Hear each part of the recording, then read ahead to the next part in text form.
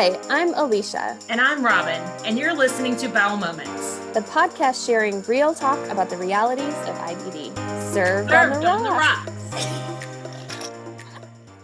This week, we talked to Dani Edelstein. Dani was diagnosed with IBD when she was only 8 years old. So we talked to her about the process of transitioning from pediatric to adult care and how she had to learn to take on her own care. And since she's a speech-language pathologist, we spent a lot of time talking about the use of language and how language affects people's ideas of ostomies and surgery and quote-unquote failing medications. We also talk about the differences between loop and end ileostomies. Cheers. Hello, everybody. Welcome to the show. This is Robin. Hey, guys. This is Alicia, and we are delighted and pleased and overjoyed to be joined by, I know, 3 new words. I'm really excited. So many new words. I'm so excited. By Dani Edelstein. Dani, welcome to the show. Thank you for joining us. Thank you. We start out every show by asking you, what are you drinking?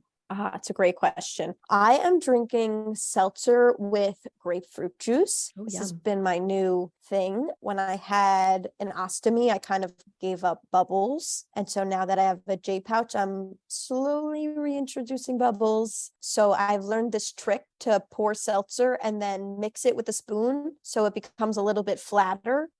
And it doesn't quite upset my stomach so much. So when I'm feeling fancy, it's seltzer with orange juice or grape juice. Nice. It's also a good way to refreshing. Not have as much acid as well, I would imagine too, which is right. Exactly. Robin, what about you? I feel like I've had this a couple of times now, but it was so delicious. I couldn't get away from it. Plus, I have to finish this fresh lemonade before it goes bad. So I have lemonade with this cherry bomb freezy thing that was in my freezer and vodka. And I also added some frozen cherries this time to mix it up. I garnished it with some frozen cherries. That sounds delicious.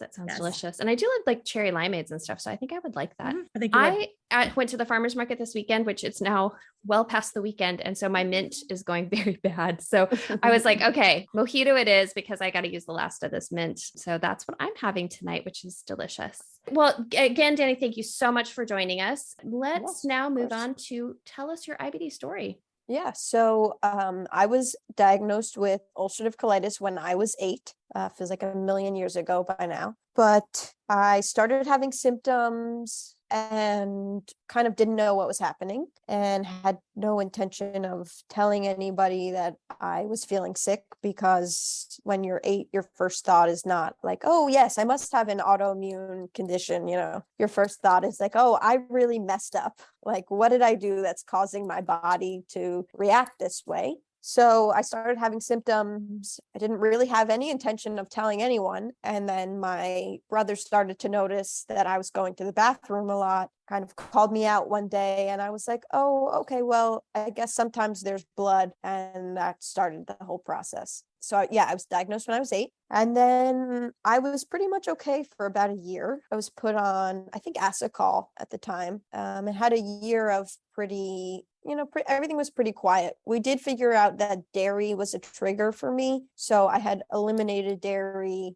Mostly I was still having what I called cheat days, but everything was pretty quiet. And then when I was 9, I got really sick and I was hospitalized. I'm not responsive to steroids. So I don't really have a rescue medicine, they say. So I was hospitalized and was put onto Remicade. And back then, I don't know if this was just pediatrics, but they used to put you on Remicade to induce remission, and then they took you off Remicade. So it wasn't like a, every 8 weeks kind of thing. I think I had like the first maybe 3 or 4 treatments and then was taken off of it. And it did put me in remission and it held me. It held me for a few years. I was taking, oral medicine, but I was good there. And then I think pretty much high school, things started to get a little bit worse, and I wasn't controlled with oral medication anymore. And so I went back onto Remicade, which was had a little bit of a risk, just because when you're put on Remicade, or when you're on Remicade and then you stop it and then you start it again, your risk of developing antibodies is higher. But I did respond to it very well for about 2 years, and then I just had these infusion reactions that were unbearable. And so I switched to Humira, which it seems that I get like a solid 2 years out of most meds and then it stops. So I was on Humira, just having kind of skin reactions, no real like systemic reaction. And this period of time, I was going from pediatric care to adult care. So I had been with my pediatric GI doc since the beginnings, right? Since I was 8. And my parents are doctors, which was incredible for like getting diagnosed quickly. You know, I hear these stories about people not being diagnosed for a year and they don't know the medical system. And so I'm so grateful for, you know, my parents knew basically exactly what to do. And I was diagnosed quickly and we found a, you know, a great doc. And so that part of it was really great. Just kind of on the flip side, like they were doctors and knew everything. And so I really didn't have to do anything, which as an 8-year-old, you know, you're not expected to do a lot, but as an 18-year-old, you know, you start to be expected to do things and I wasn't doing them. I wasn't refilling meds. I wasn't calling to make appointments. I wasn't answering questions during the appointment. And I guess I just kind of had it in the back of my head that like I would eventually have to leave PHGI. Like, I don't know. I stayed past 18. It seemed like I just like maybe he liked me a lot. You know, we were going to be good together. So at some point I think I had graduated college and I was talking to him about grad school and he was like, you know, I think it's time. Like when we're talking about grad school and not elementary school, like, you know, it's kind of time to start thinking about transitioning to adult care. So it made sense. And I did have the name of someone in the city from multiple people. They all recommended this one doctor. So kind of leading up to that and preparing for this transition, I started to do some things. I went to my GI doc by myself once or twice, which was like a big thing for me. How old were you when you just started going to your pediatric GI doc by yourself? Probably 19, 20, something like that. Yeah. I recall that when I turned 18, I had to sign a consent for my colonoscopy, like some anesthesia consent. And that was like my big first, like, and my doctor kind of explained everything to me and my mom, but really focused on me. And so, yeah, I think I was somewhere around that age when I went to the GI doc alone. You know, it's this wild thing for me. Or sometimes I would still go with my mom and I would have a list of questions, you know, and we would talk before and it'd be like, okay, I'm asking the questions, I'm answering the questions. So we started to do things like that. Or maybe I would see my doctor for 10 minutes, just us, and then my mom would come in. So little things like that were definitely helpful. I think it's probably important to start doing things like that earlier than I did because I got very complacent in this, like, my parents are doctors, they know what's best, which was the truth.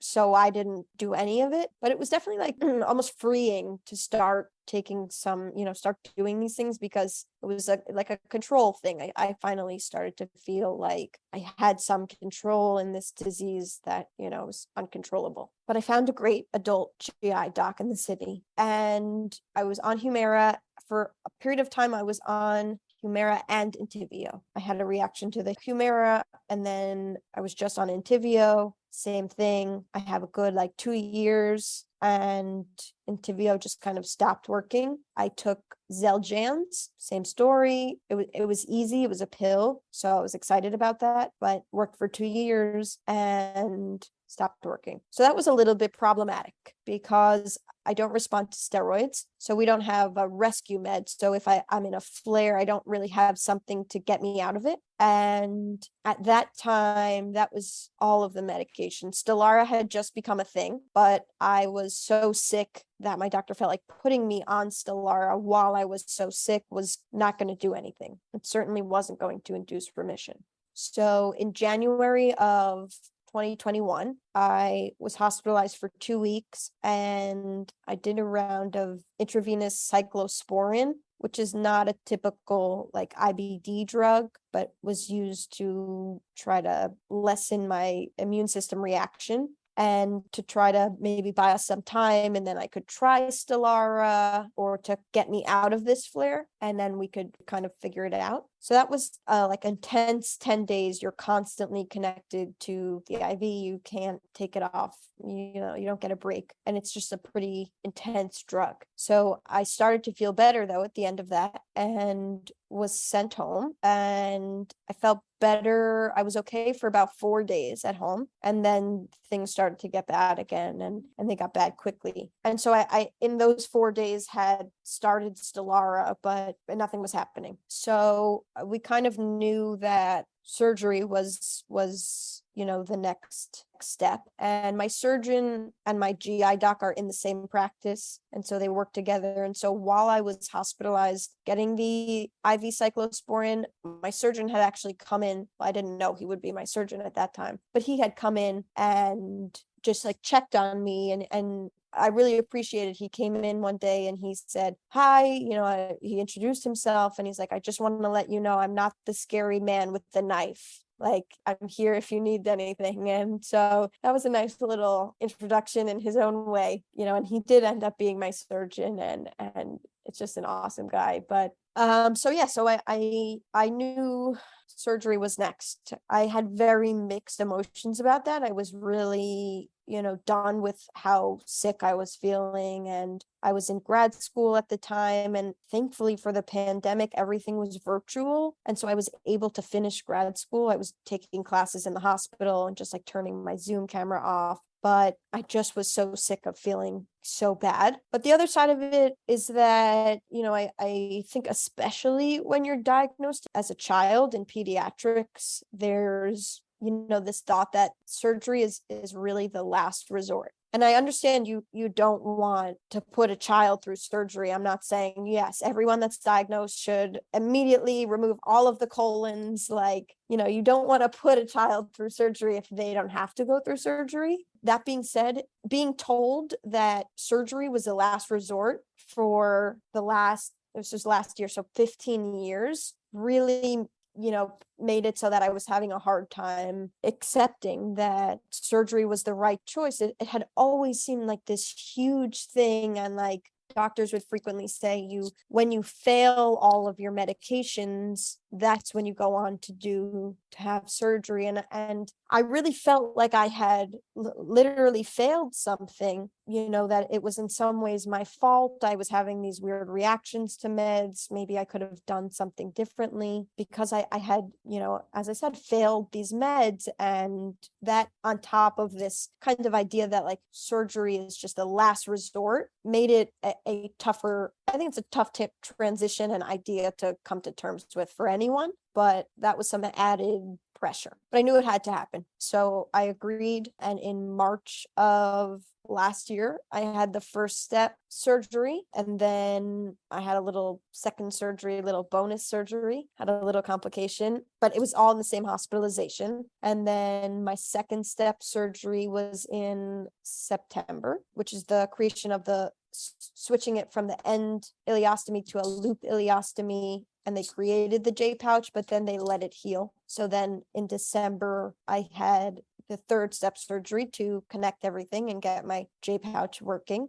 And that was just last December. So between March and December, I had an ostomy bag, and that was a big transition as well. I recall I have a great medical team. I feel like I have the best GI, the best surgeon, like best mental health staff, therapist, psychiatrist.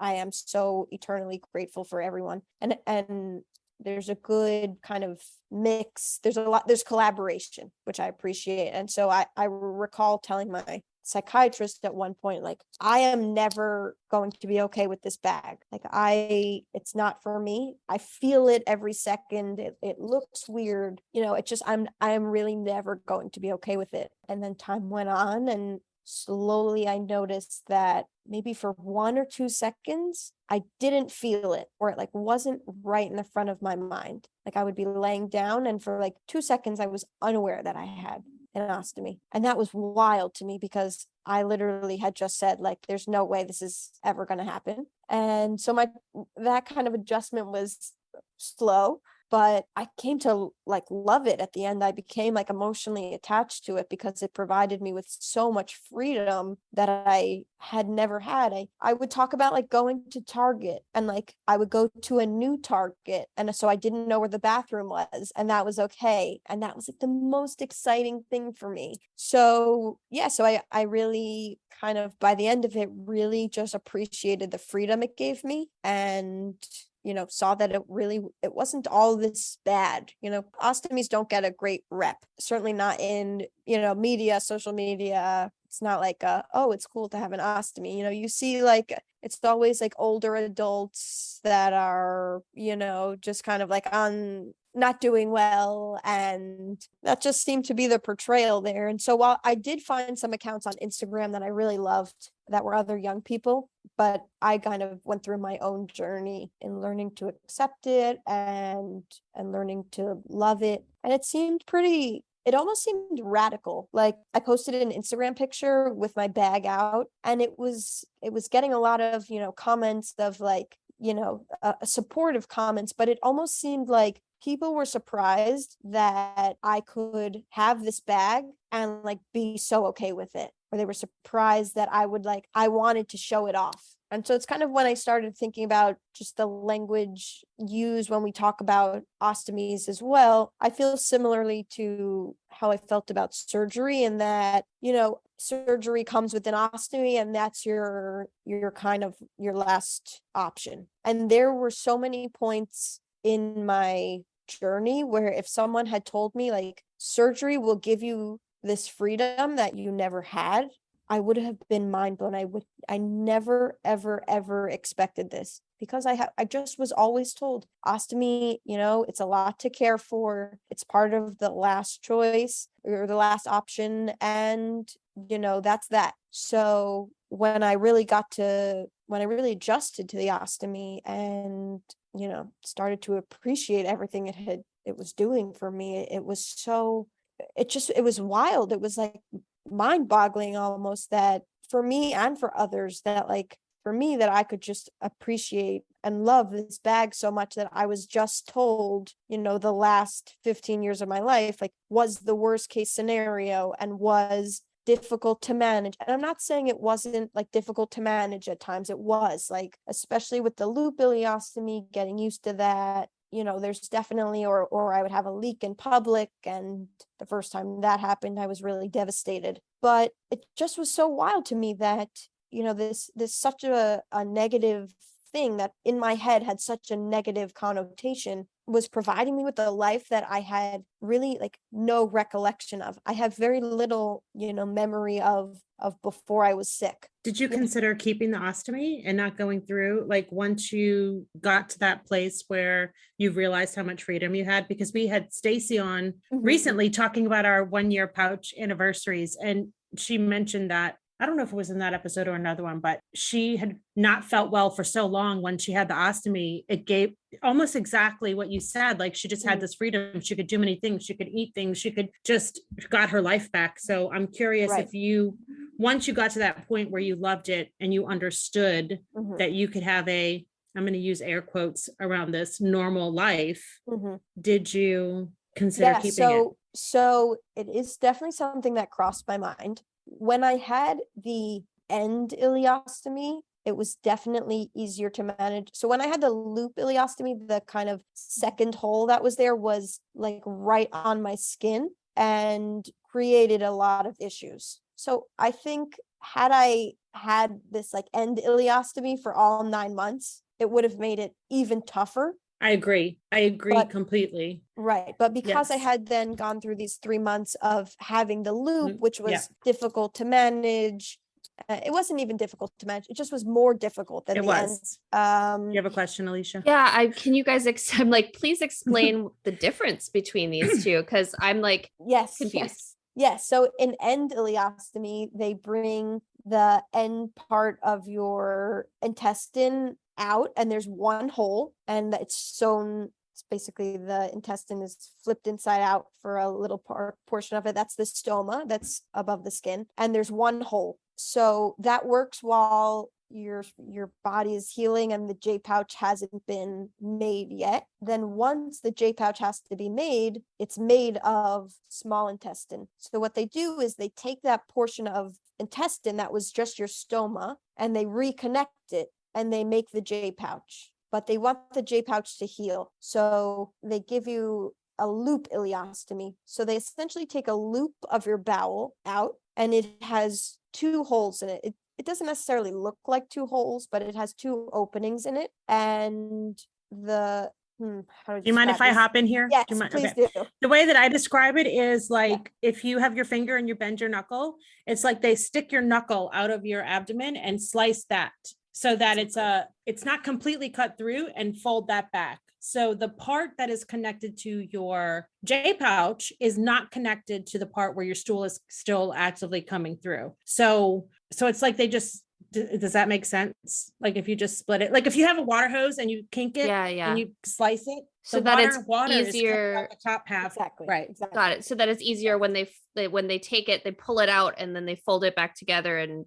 then it will go down into your J pouch easier. Yes, Got it. Right. exactly. So, Okay. right. So they don't have to like take 2 separate parts of intestine and then sew Right. them together. I It feel like makes we it need an easier. image of this. I'll post an infographic about it. Here you go. and ileostomies versus loop ileostomies. Right. I guess I'm still curious why that one is harder to care for. Is it just because it's not as big of an opening, or it's just the opening is just harder to clean and deal with, or what's So it's there's kind of 2 parts to it. One is that it's kind of almost 2 holes, right? The portion that's connected to the J pouch and then the portion that's connected to the rest of your digestive tract that the stool is coming out of into the bag. And so frequently, for me, this was the case. One of the holes maybe doesn't sit in a perfect position. So for me, the kind of top part was well positioned, but the bottom part was right against my skin. And so it made it so that the output would come out really close to my skin and would kind of encourage leaking. The second part of it is that a loop ileostomy is higher up in the intestine. So it can make your output more watery. There's a little bit less like digestive time. So there's more water usually. So for me, the combination of having that little bottom hole right on my skin and having watery output was a really bad combination, because the more liquidy the output, it can get under the appliance and cause a leak, and then it causes skin issues. Yeah. And it's hard to, at least for me, because I had a lot more problems with the loop. Now, granted, I had my end ileostomy 20 years ago, but the loop, it was hard for me to find. I was about to say appliances, but I knew what appliances I had. I actually used the exact same thing that I used 20 years ago for my flange and my bag and stuff, but the sticky stuff. So because they have like all these other things that you can add in to help stick. Yes. And I eventually had to get to where it was just my phalange right to my skin, because anything else that I added in between made it easier for all that to leak, like you just said, the liquid. Yes, 100%. And also when I started eating more vegetables and fruit and vegetables, because it was higher in the intestine and less digestive time, like sometimes it was like mulch, right? Oh yeah, coming 100%. out in the bag. Yeah. Sometimes it was like mulch, and that was definitely gonna leak. Like if I was like, oh my gosh, these vegetables are so delicious, I'm gonna eat a salad and Brussels sprouts and some celery sticks and some peppers. I mean, there were times when I just was like so grateful to eat more fresh vegetables that I just went crazy. And then it was mulch coming out, and lessons learned. Everyone who has a loop ileostomy, do not go on a vegetable frenzy, because you will have mulch coming out in your bag afterwards. Did you have mulch? I had mulch. Oh, definitely. Okay. Yeah. It makes me feel better. Listen, cantaloupe is like my one, like I could eat cantaloupe for every meal. And apparently if you have a loop ileostomy, it's not the thing to do. Okay, I have a question. One thing that I have not asked any of our guests when they've talked about ostomies, which I'm like just shocked right now thinking about that, is when I was in the hospital 20 years ago and the surgeon thought that he might have to do surgery, he actually had an ostomy patient come in and talk to me. Someone who was close to my age and showed me her ostomy and like walked me through like what her life was like. I mean, I was too sick to even, I was really sick and probably hopped up on a lot of pain meds, but I do remember her coming in to talk to me. Yeah, that's and great. I've never experienced that since. And so I was wondering if you had that opportunity. I did not. That sounds wonderful. Right, That sounds right, like because you great... talked about the language that we use around ostomies and feeling like your life was going to be Right. over as the last resort. And it is the images that you see that the media portrays. They're older people, not younger people. They don't have as active of a lifestyle, or they can no longer have an active lifestyle, that kind of thing. And I feel like having someone who was younger and talked about how great her life was coming in to see me while I was in the hospital, I did not have that same perception about ostomies. Right. So I had that, but not through the hospital. Like that would be great if that was a hospital-based program. And I actually have since said to my surgeon that if anyone has any questions or is hesitant, they can give my cell phone number. And so I've talked to a few people around my age in similar situations, which I really enjoy. And so that's amazing. Thank you for doing that. Yes,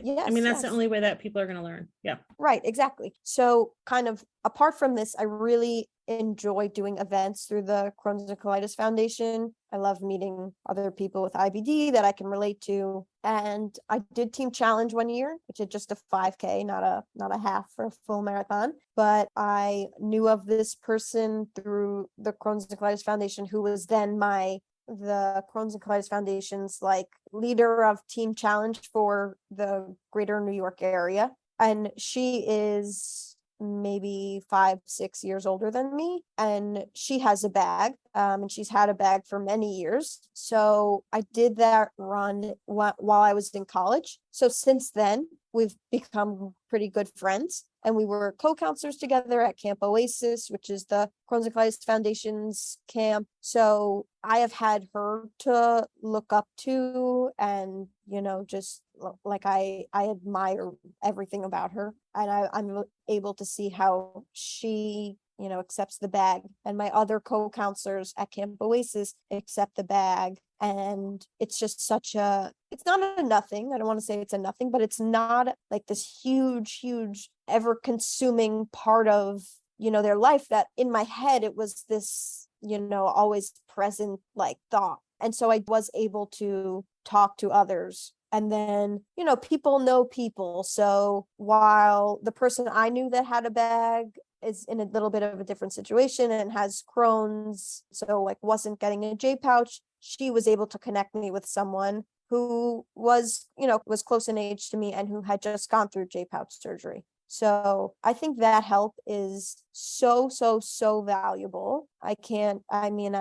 The like reassurance I felt from being able to just talk, and like the little tips they give you. So like I knew, to eat a marshmallow, a few minutes before I changed my bag to slow everything down, which they told me in the hospital too, but it was good to learn it before. And I had another friend who was a little bit before me in the J pouch surgeries, a friend, she was like maybe 6 months ahead of me, friend from Camp Oasis. And she sent me a lot of her extra ostomy supplies before my first surgery. And I took everything out. I like studied it. I was able to touch it and feel it and see the different companies and what everything meant. It's different when they like tell you. It is. Yeah.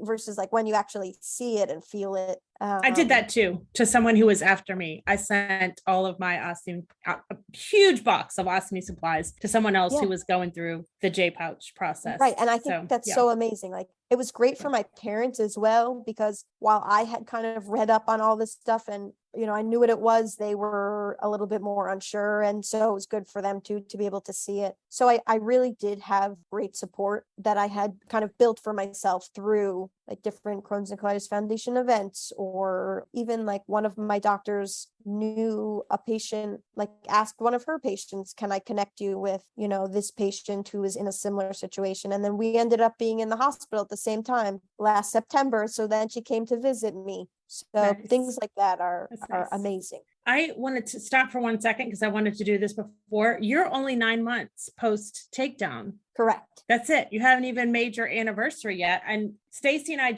we just recorded. Yes. We talked about it through quarters. So I have to ask you a question that we talked about extensively. And this is totally off topic, but I just realized that you're in Q3 post takedown. Yes. How about the gas? Have you had issues with gas? That is a wonderful question. So I have certainly for the first 6 months had no ability to fart. Really, and that's like one of the things they look for when they release you from the hospital. They're like, can you poop? Can you fart? And I was really getting nowhere. I noticed that if I was sitting in a certain position and I had my knees to my chest, and it seemed like, and if the weather was right and, the lighting was good, like maybe I could fart, but very infrequent. That has improved over the past few months. I started pelvic floor PT. And so kind of with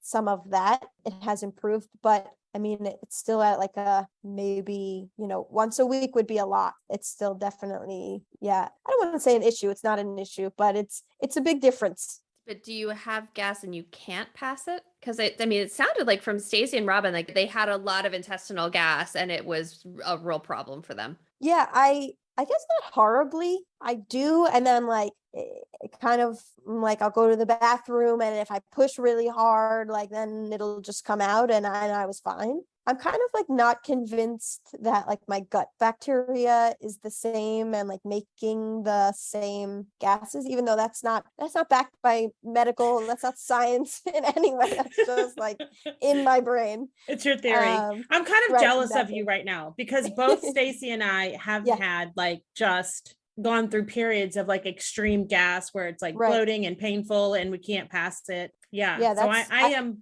very jealous of you right now. Yeah. No, I definitely feel that on some level. I mean, I take gas X every night because like in my head it does something, but I don't know if it does for me. So it must do something for you. Yeah, maybe that's the magic there. Maybe so. Stacy, if you're listening, gas X, babe. Gas X. Exactly. Yes. Let's go back, if you don't mind, because one of the things you put on your question that we started talking to you about is just language in general, the language that is used to convey different aspects of living with these diseases, either living with an ostomy or how you approach talking about surgery or treatments. Why? As a speech language pathologist, obviously speech and language is very important to you, but exactly. I'm curious, like, why was this something you really wanted us to talk about? Yeah. So I do think about language maybe more than the average person, just because that's kind of my job. And this is something I've been working really with all of my, mental health doctors, whatever, like the language that we use really can change how we think about a situation. And so for me, this language of saying like, I failed my medicines and kind of repeating that to myself in my head for 15 years made me then feel like I really failed at something. It was a moral failure to me that I had gone through all of these meds when, in reality, it wasn't my choice. I didn't choose to do that. So I think that's part of it. And that I am learning that the language that we use, or at least the language that I use, really impacts how I think. So, and I think this is true for others as well. So if I'm telling the story or I'm kind of going through it in my head, not saying like I failed all of the medicines, or I think there's work to be done in peds GI. I don't know, I can't really speak to this from a standpoint of like being diagnosed later in life, but in peds GI, or at least in my experience, it was very much a surgery is the last resort, like those words specifically. And, an ostomy is a big deal that you don't want to have to deal with. It's something you don't want to have to, you don't want to have this. It's going to alter your life so significantly. And I'm not saying it didn't alter my life, but like at no point was there any discussion of like, oh, the ostomy is also going to let you go out and eat what you want and drink what you want and go with your friends. And like, there was none of that. It was solely this very, negative language used really about ostomies in general. And, like I said, I'm not saying that everyone should have an ostomy and have surgery. I just think that there's probably a middle ground, that we're kind of too far right now in the leaning towards the like negative side, that there could be some more neutral language when using ostomies, because there's nothing inherently bad about it. It's just a bag, it's not gross, it's not unsanitary, it doesn't smell like, so just using more, something I've been working on certainly is using more neutral language, even when I think about my story or tell it to other people, because that really does affect how you think. Yeah, I agree. I think that's a really important lesson for all of us to take away. But I do agree with you, because I think especially when you're so young, and so much of our the system around children is really about grading, right? It's either you're A through F, right? You're somewhere in between there, and oh, your Stellar didn't work, so you're an F. So much of children's lives are really about pass or fail. And so if there's that's the way you're couching it, you have a whole system set up to basically make kids feel really bad about the fact that something out of their control happened. And that's what it is. It's just out of your control. And so I do think we have to be really careful around that. I'm glad you brought that up, because I don't know that's something that we've talked about, but I agree with you that language is so incredibly powerful that we really need to figure out how to make this something that's it just is. It doesn't have any sort of weight to it, right. And it's not even something I was conscious of. Like it had to be kind of brought to my attention, by my psychiatrist who is really teaching me these ideas, and they're very important to me now. Like, if I continue to say that I have failed all these meds, it's just going to continue to make me feel as though this is a failure of mine. Right. I couldn't stop and say, oh, I'm using this language. I needed it to be, pointed out to me. Right. But once it was pointed out, I was kind of able to realize that. And now I'm trying to be just more cognizant, the best I can be about the language I use, really about all medical and non-medical things. Well, I mean, there's an aspect of it, like pushing surgery off for children. I can understand why they would want to push surgery back potentially, because, it is a big surgery. It's a major surgery to go through J-pouch surgery. We've talked about this in the show a lot. It's hard recovery. There's lots of pieces to it. And it's nice to leave that on the table potentially a little bit longer if meds can help. But even just saying here are all the options that are available. This is why we're maybe going to try to push this one a little bit back. Not that it's bad. It's just that, we want to try to see if that, we don't have to use surgical intervention. And even the idea of, an ostomy being life-changing is has pros and cons, absolutely every other choice we have. So give all information out and then make decisions happen and make it a little bit more of a neutral conversation. I think that's important. We're going to write a bowel moments discussion guide is really what's going to happen now, I think. Maybe we should do that. I mean, the thing for me, when I think of pediatric patients, is consent. Is that, yes, you don't want to have perform surgery on a pediatric patient, but also for me, it's they don't actually get to make that choice. It's their parents. It's the adult in their lives making that choice for them. And so that's the part that really I'm just going to be honest, it doesn't sit well with me, because it's someone else making that big of a decision about your body. And somebody who's 8 or 9, a child who's 8 or 9 doesn't really have the capacity, mental or emotional capacity, potentially, to really consider the ramifications of a choice like that. And so while, I have adult children now, and I understand the ramifications of making choices like that for your children, that's the part that I struggle with when I get on my soapbox about surgery as an option and not a last resort. When it comes to pediatric patients, it's just so hard for me to stay on that soapbox for so long, because it is adults making that decision for them. And while they can have a say, right?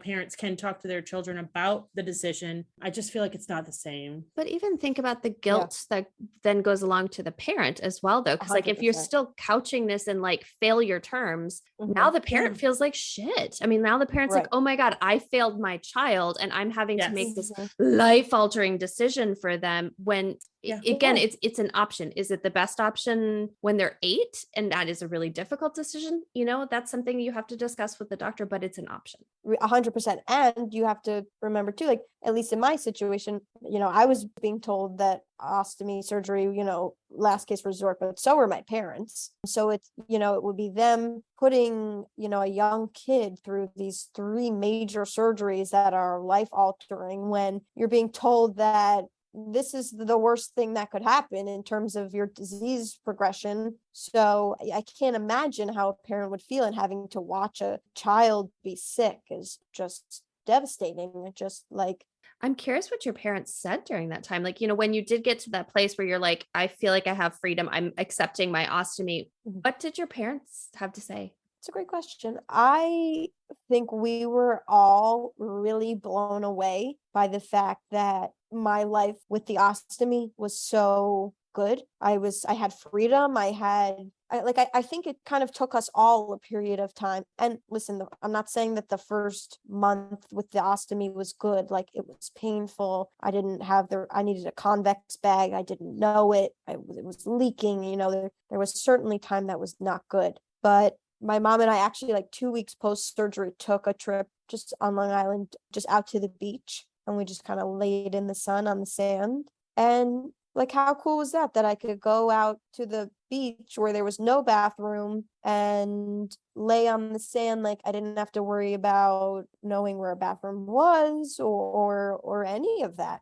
So I think it was almost a shock for all of us that the bag was giving me, a life back. It was obviously something we had hoped for before, but it was definitely a shock. And it's a revelation. It's a revelation. Exactly. Yes. That's a great word. And I think for them to see that I was starting to accept my bag was, they were proud. And, my mom tells me like I had posted this picture of me in a bathing suit with my bag out, and she'll tell me like, yeah, I showed everyone that picture.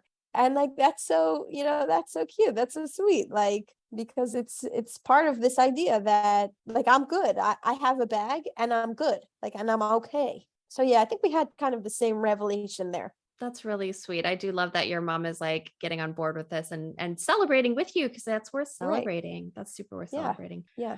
Dani, we really could talk to you for a lot longer, because I definitely have more questions for you. But unfortunately, we're going to have to ask you the last question. If you had one piece of advice for our IBD community, what would it be? My piece of advice is kind of something that I'm trying to incorporate into my life right now, almost a mantra of sorts. And it's these words, do it afraid. So I have a bracelet that says do it afraid, and I try to look at it every day. I think for a long period of time, I was under the impression that like being resilient or being brave meant that you were not afraid, right? Like, people that were brave or people that were resilient weren't nervous or anxious or scared to go in to these situations. They just went in with their heads held high. And the reality was, I was so scared and anxious and nervous, and I still wanted to go through with it, but I was afraid. And so kind of from my first surgery to now, I've been trying to incorporate this into my life. It's just that like, it's okay if you're scared and you're nervous and anxious, and you do it anyway. And that's the real meaning of resilience or bravery.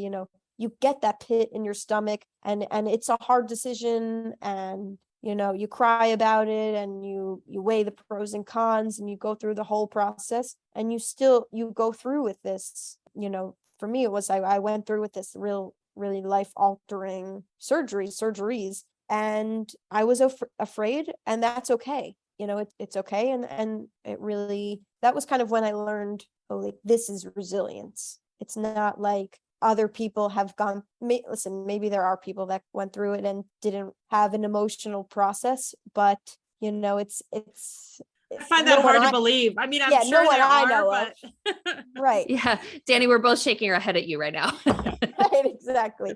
And I mean, I think that's kind of like I could talk like for hours about social media and like what you don't see on social media. Everything looks great. But I really was under this impression that other people were not afraid. They were told they had to have surgery, and they accepted it, and they went in, with their heads held high. And that wasn't me. So I have been incorporating this mantra, do it afraid, into my everyday life, not just medical things. It can be used in a lot of scenarios. And that has been extremely helpful for me. I love that so much. Thank you for sharing that. I have a scope in a few weeks, and even 20 years after this, 20 years after the beginning of this, I still am scared every time I'm going into there because I don't know what they're going to find. So 100%. And it does apply to every area of our lives. I feel like I need to make a quote card for that and put it on social media.